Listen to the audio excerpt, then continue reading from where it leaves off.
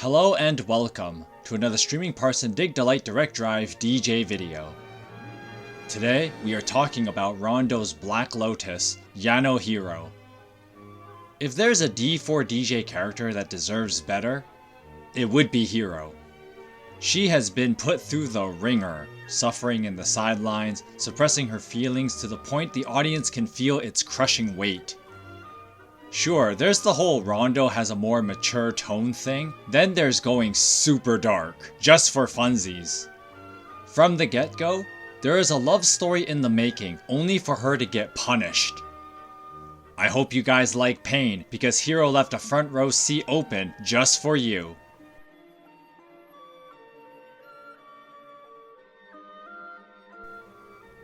Hiiro's first line in Road to D4 Fest, Rondo, encompasses her primary motivation to being with Rondo.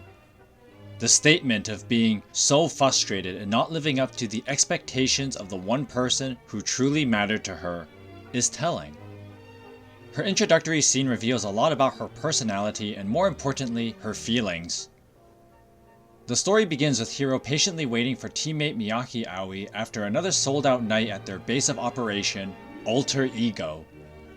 She is attentive of the attention Aoi garners from their many guests, and when asked if she's jealous, she shrugs it off. The next day, while waiting for a work meeting, Hiiro teases Aoi about being handsome despite looking tired from an all-nighter. This flirty exchange is played as a joke, but she is not fooling anyone, as a complete stranger can suspect that there is something going on between them from their visual cues alone. These early scenes suggest that Hiiro has romantic feelings for Aoi. Unfortunately for her, any notion of this dynamic, meaning anything, is immediately shafted. For starters, Aoi is regulated to the dense anime harem protagonist, who has several admirers, but doesn't view any of them remotely romantically. On some meta level, the writers want to see how long they can keep the dense Aoi joke going. Additionally, Groovy Mix's writing doesn't want to risk drastically changing Aoi's character by making her face the consequences of her personality in some sort of waifu wars. However, it takes two to tangle, as Hiiro is written to not act on her feelings despite having every advantage. For starters, she has known Aoi the longest.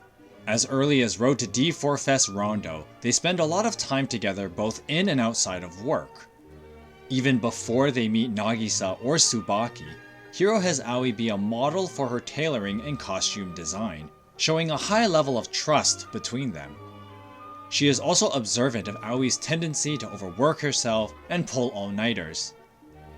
Hiiro should have the Bachelorette contest in the bag, but somebody in Groovy Mix's writing team really hates her and doesn't want her to be happy, because she is prone to self-sabotage. The first indigo bullet Hiiro shoots herself in the foot with is her inaction when Tsubaki is introduced into the story. One would think that she'd be territorial when an outsider comes along encroaching on something that was exclusively hers, but she doesn't do that. Instead, Hiiro prompts the audience to view Aoi and Tsubaki's interaction as potentially romantic, despite wanting it for herself. Throughout Road to D4 Fest Rondo, Aoi goes through great lengths to recruit Tsubaki into the unit, believing that the latter's voice is the key to Rondo becoming a real DJ unit. After failing her first attempt, Hiiro and Nagisa make fun of her for looking more like a terrible pickup artist than a music artist recruiter. She tries justifying herself in her interests being solely professional. If anyone is going to understand, and more importantly, respect Aoi's sincerity, it would be Hiiro. Later in the story, when Aoi again tries convincing Tsubaki to join Rondo after a live show, Hiiro pulls Nagisa out of the room to give them some privacy. She immediately betrays this by spying on them, getting a rise out of watching them interact. Perhaps there is something more sinister to this. Hiiro isn't spying on Tsubaki to voyeur, but perhaps she is assessing if the vocalist is a threat to her relationship with Aoi. Of course, that doesn't actually make any sense, because Hiiro has no reason to think this. At that point of the story, they're strangers, so Hiiro should have nothing to worry about. Additionally, she should know that this interaction is a professional one, not only from Aoi's own mouth, but in knowing her behavior and mannerisms better than basically anyone else. There is no reason that she shouldn't capitalize on her pre-established knowledge, but alas, there are more blunders to be had. The other bullet Hiiro puts through her foot is not respecting Aoi's real wishes, indicated in giving her a kun honorific. At first glance, it should not be that big of an issue for women to be addressed with a traditionally masculine honorific, but Aoi is old school and is not particularly fond of it. In My Prince, the audience is privy to the dissatisfaction she feels when expected to maintain the masculine perception others have of her. There is a scene where she goes to the salon after some chit-chat with Lyrical Lily's Haruna, wanting to grow out her hair, but is dissuaded when her stylist flatters her more masculine look. At the end of the story, Aoi states to Haruna that she's always desired to be more feminine despite the expectations placed upon her. This is something that Tsubaki and Haruna have come to understand in their briefer times of knowing Aoi compared to Hiiro. It stands to reason that if anyone is going to know about Aoi's real desires, it would be Hiiro, yet she reinforces the masculine expectation. When the audience is first introduced to them, it is implied that the kun honorific usage has been going on for a while, going against what the audience later learns. A flashback given and prayers will surely be answered as Hiiro first use it. Even this early in Groovy Mix's narrative, Aoi is uncomfortable with this, but is willing to listen to her reasoning. Hiiro reveals that she viewed her as cool, which is traditionally attributed to men. She recalls their first encounter when she was a little shaky in Alter Ego's unlit foyer. Then, like a knight in shining armor, Aoi approached her and comforted her when she was too scared to move, and that left a lasting impression of her protective coolness. Hiiro's passion and admiration of Aoi's heroic quality have her concede her feelings, allowing the VJ to keep up this perception, continuing to the present day. There is more to this explanation to explore, as it gives insight into Hiiro's view of their relationship. In many a romance manga, when women use it, they imply that they are attracted to the men they attribute it to. It is largely the case that Hiiro feels this way towards Aoi, and that only becomes more obvious as the story progresses. The climax of prayers will surely be answered as Hiiro is stuck in her apartment during a power outage. This is bad news for her, as being alone in a dark room with claustrophobia is nightmare fuel. However, Aoi treks through the night to reach and comfort her. While sitting in the dark, Hiiro reveals her backstory, including the origins of her phobia. Aoi promises that she will always be by her side to protect her. This paradoxically reinforces the masculine expectations that Aoi dislikes, but increases Hiiro's affection for her. While this oath is a little extreme, this act of devotion gets at how through love, she will always be a source of strength for Hiiro to overcome her fears and weaknesses. This justifies Hiiro maintaining the masculine view of Aoi, and by extension, why she feels the way she does. Or so it would if Hiiro's hater in the writing team didn't enjoy ruining her. 一人じゃないですよ。あの時、私がどれだけ安心したか、救われたか、きっと葵くんは知らないでしょうね。あの時会ったのが葵くんでよかったわ。ヒーロー、自分もヒーローに出会えてよかったよ。ありがとう。でもこの停電いつになったら治るのかしら。いつになるんだろうね。でも心配ないよ。治るまでずっとこうしてよ。うん。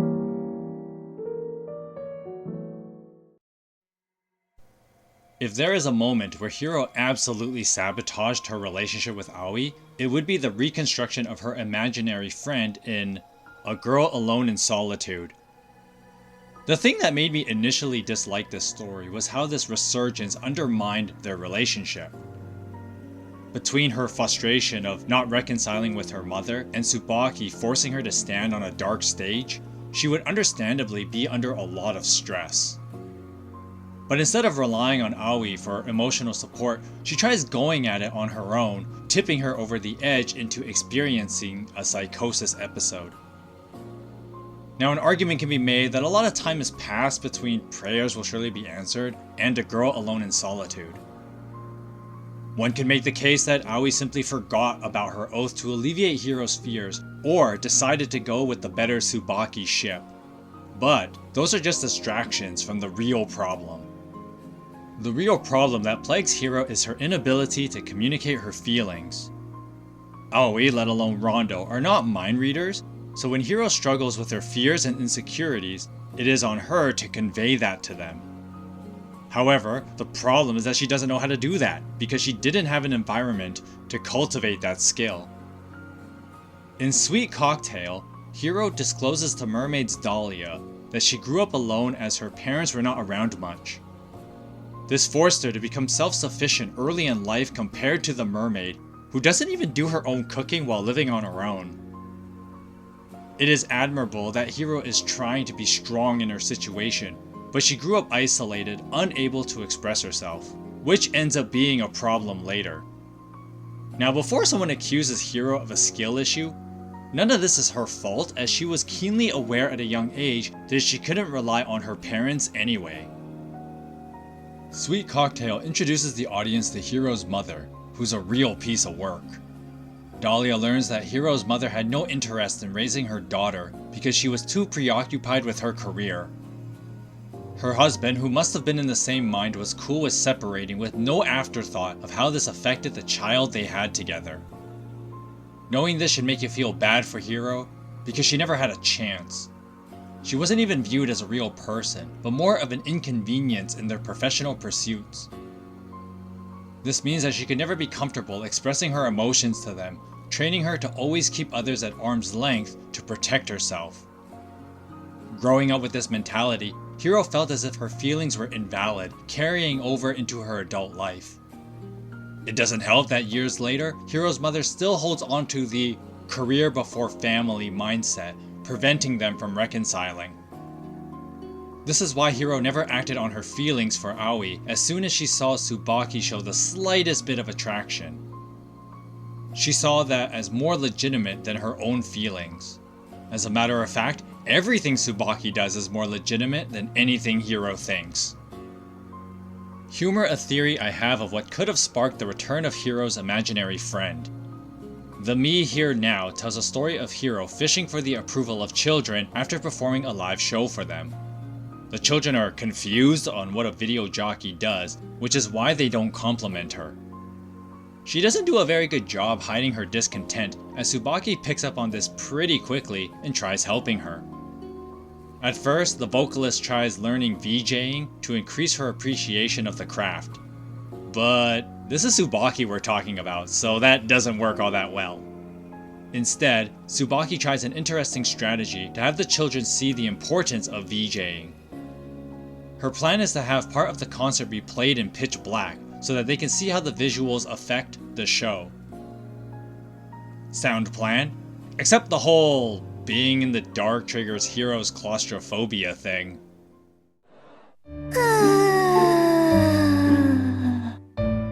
ヒーロー、ため息出てるわよ。もうすぐ本番なんだから集中しましょう。ごめんなさい。ちょっといろいろ考えてて。大丈夫だって。ヒーローのすごいところちびっ子たちに見せつけてやろうぜ。ヒーローならできるよ。いつも思い出して落ち着いていこう。きっといいライブになる。そうね。みんなありがとう。心の準備はできたみたいね。それじゃ始めるわよ。It was at this moment that Hiro reinvented her imaginary friend. Tsubaki forced her to do something extremely uncomfortable in order to show a bunch of kids her quality. This makes the vocalist look terrible because she knows that the VJ is claustrophobic from way back in Indigo Bullet and comes up with this plan anyway. What's really gotta hurt is that Hiiro just goes along with this plan because she believes her feelings were insignificant compared to what Tsubaki was trying to teach. For a cherry on top, there is the Aoi factor to consider, as she does nothing to protect her. Aoi not challenging this plan tells Hiiro two things. One, that promise made in prayers will surely be answered was meaningless as there's no problem with breaking it. And two, she failed to live up to the expectations of the one person who truly mattered to her, because Aoi chose Tsubaki over her. Hiiro learned that, just like with her parents neglecting her growing up, she is no one. Who will comfort her in her suffering? Who will be there when her feelings overwhelm her? These crushing thoughts is what probably led to her episode in the following story. Hiiro figured that she was alone in solitude, so she had to take care of herself. Due to her poor upbringing, she didn't know how to express her frustrations from Sweet Cocktail and the Me Here Now to her friends. However, she hates the idea of being on her own and didn't want to blame her friends for her misery, so she externalized her insecurities as an imaginary friend. A Girl Alone in Solitude begins with Hiiro reconnecting to her childhood friend, which comes as a shock to Rondo since she has never mentioned this before. To be fair, Rondo has no reason to believe that she is imaginary, so they shrug it off at first. Time passes and Hiiro becomes avoidant of Rondo to spend time with this friend concerning them, so they seek Dahlia's help. When they arrive at her workplace, Hiiro's mother is also present as she is a regular at this bar. After a short conversation between them, they realize that they know very little about Hiiro's upbringing, including her mother, reminding everyone how negligent she is. Since this interaction proved to be as useful as a screen door on a submarine, Rondo decides to confront Hiiro directly. 思ったより小さくて驚いちゃったかしら。でも私も驚いたわ。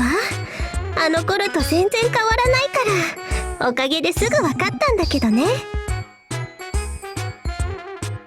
どうして謝るの？あ、もしかしてあのこと気にしてるのかしら。もういいのよ。確かに怖い思いはしたけど、あなたと離れ離れになっちゃったことの方が私は寂しかったんだから。ならそれでいいじゃない。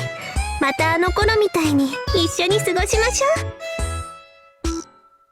さあ、そろそろ緊張はほぐれたかしら。自己紹介よ。ダメだ。私もう耐えられねえ。渚ちゃん？渚！葵、これ何かのドッキリじゃないよな。うん。そんな雰囲気じゃなさそうだ。みんなどうしたの？ヒーロー、さっきから誰と話してるんだ？そこには誰もいないだろ？え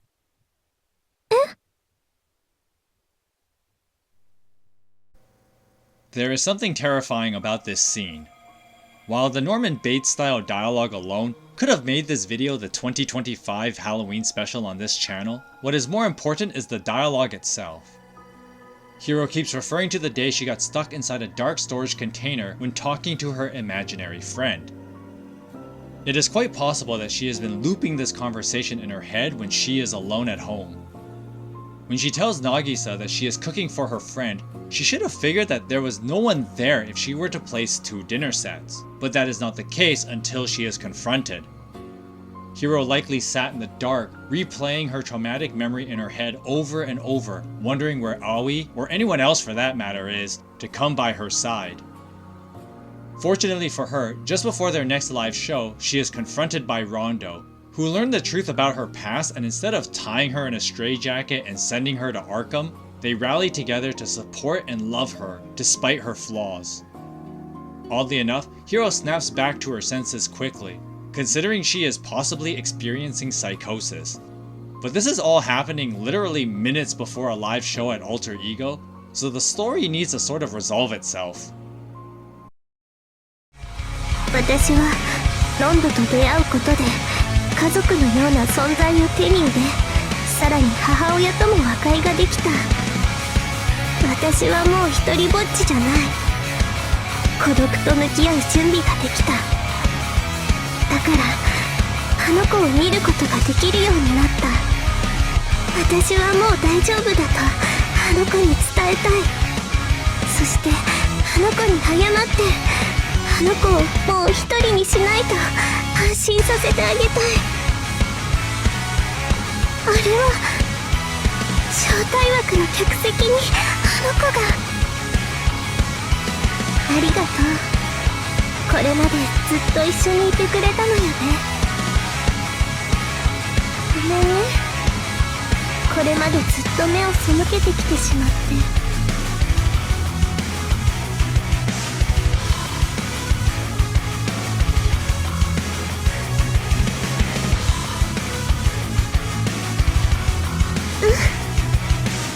とても時間がかかってしまったけど見つけたよ。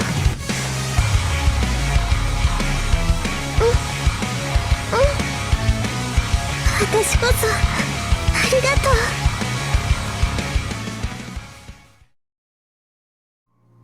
This internal dialogue recontextualizes Hiro's dynamic with her imaginary friend, the version of her who needed to be her own protector because her parents were failing in that department. She assumed a masked identity as the one who needed to protect the weak and lonely girl. The reality is that she is actually the weak, lonely girl who shouldered that pain alone.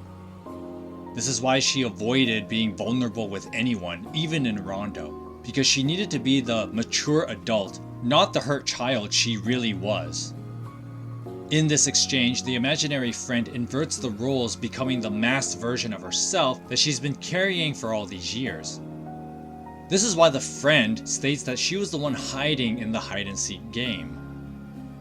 When the audience were introduced to Hiro's memories back in Prayers Will Surely Be Answered, she was portrayed as the one hiding because she only saw herself as that mask. By changing the narrative, she finally accepted her real self, the broken girl in solitude, who has outgrown the need to hide behind the mask as she now has people to shoulder her burdens alongside her. Where does Hiro go from here? Back to square one, I guess. Her story began with regret of not living up to the expectations of the one person who truly mattered to her. Now that she is willing to be honest with herself and be more forthcoming to others, maybe she will pursue what matters. Light Up My Heart tells the story of Hiro and Aoi helping out mermaids Marika and Saori in a modeling gig. This gig involves a photo shoot at a mall which doubled as an opportunity for Hiro and Aoi to go shopping together for the first time in a while. Considering that Tsubaki and Nagisa aren't around, Hiro acts bolder in flirting with Aoi while eating some ice cream. As the shoot continues, Hiro gets a little too comfortable flirting with Aoi while shopping that she doesn't notice that the mermaid girls immediately catch on.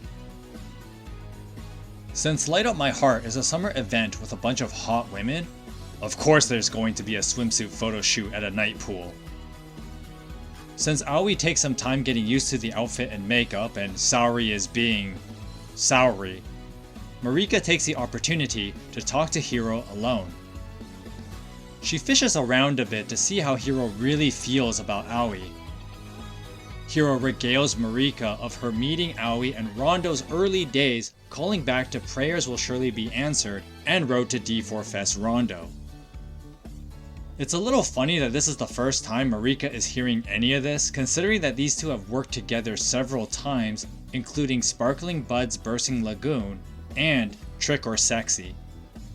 The important takeaway from this exchange is her honesty and being forthcoming about her feelings. In the past, she would have kept these things hidden away or played it as a joke, but there is no hiding this time. ねえ、ヒーローちゃん。本当は葵ちゃんのことをどう思ってるの？え？いきなり確信をついてくるなんてマリカちゃんもやるわね。私ね、昔葵くんに助けてもらったことがあるのよ。え？何があったの？初めて葵くんと会った日にね。それで動けなくなった私に葵くんは声をかけて手を差し伸べてくれたの。ヒーローみたいでしょ。葵ちゃんらしくてかっこいいね。その時は一緒に活動することになる相手だなんて全く思ってなかったんだけどね。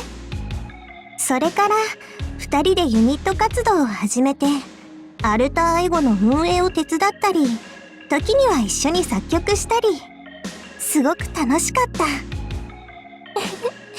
素敵な思い出だね。そんな時にね、葵くんは椿ちゃんと出会ったの。Hiro's bravery is rewarded as Marika is now on Team Hero. The mermaid shows her support by dragging Saori to a pool party, giving Hiro some alone time with Aoi. Aoi shows her appreciation for Hiro for everything she's done, but she tries deflecting it like she always has. Aoi turns the tables on Hiro by gifting her a necklace, which is new as Aoi doesn't do this sort of thing. This moment reminds Hiro that there is a special bond between them that isn't present anywhere else. And just when you get your hopes up, we have to remember that somebody in this writing team absolutely hates Hiro because she squanders the opportunity to confess to Aoi. I mean, come on girl, you're not gonna get a chance like this again. Alright. I know that the writing cannot be that direct because that would force permanent changes and the dense Aoi joke has to keep being a thing. However, Hiro's ability to be forthcoming about her feelings shows that she no longer dwells on her frustrations. She's been through a lot to transform from her lonely solitude and embraces her need to be proactive in living up to the expectations of the one who truly matters to her. Hopefully from here on out she will be braver because she deserves to find happiness. So Hiro, no more indigo bullets in the feet and move forward as your prayers will surely be answered. The you here now's got this. Hashtag Team Hero, let's go! 私は葵くんの優しさにいつも救われてる。だから私は葵くんのためにできることがあったら何でもしたい。ヒーロー。葵くんはずるいのよ。私にだけじゃなくてみんなに対しても優しくて。そういうところが葵くんのいいところなんだけどね。だからお返しなんていらないわ。ねえヒーロー、目閉じて。え？いいから。これでいい？うん、いいよ。開けて。これはネックレス？いつの間に？自分もヒーローにはいつも助けられてるから。葵くんが私に？